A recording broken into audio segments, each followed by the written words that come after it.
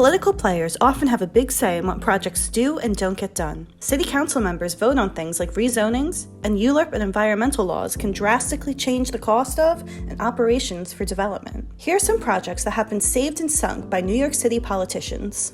This month, Tiffany Caban, one of New York City's most progressive council members, said she'd approve a 1 million square foot development in her Queens district. Howlett's North, which will consist of 1,400 units, is a big win for mixed-income housing. Caban's support puts an end to 9 years of fighting to get this project approved. Meanwhile in Harlem, Councilmember Kristen Richardson Jordan refused to support a rezoning that would allow for the development of Bruce Teitelbaum's 145. The project would have doubled the affordability level required by de Blasio's mandatory inclusionary housing law, but Jordan felt the market rate units would gentrify the area, and even the 30% AMI units wouldn't be within reach for locals.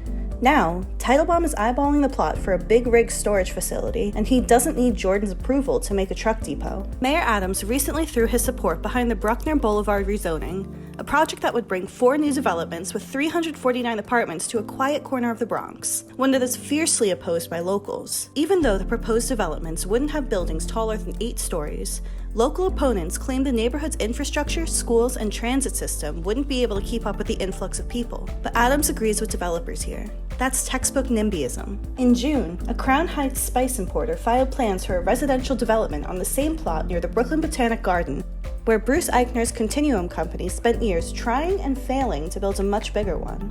The filing from Zev Gollenbeck would be 6 stories and 293 apartments, which is just a fifth of the size of what Eichner wanted to build. Gollenbeck will be able to avoid the zoning hurdles that plagued Eichner with this reduction in size. All of this political back and forth has a huge impact on project costs. According to the Citizens Budget Commission, rezoning can add up to $45 million in additional costs to a New York City high-rise project. A recent report by the Commission recommends changing the city's review process to streamline it, thereby reducing the cost of housing. Tell us your thoughts. Do politicians have too much say in what happens in the industry, or is the oversight necessary? Let us know in the comments.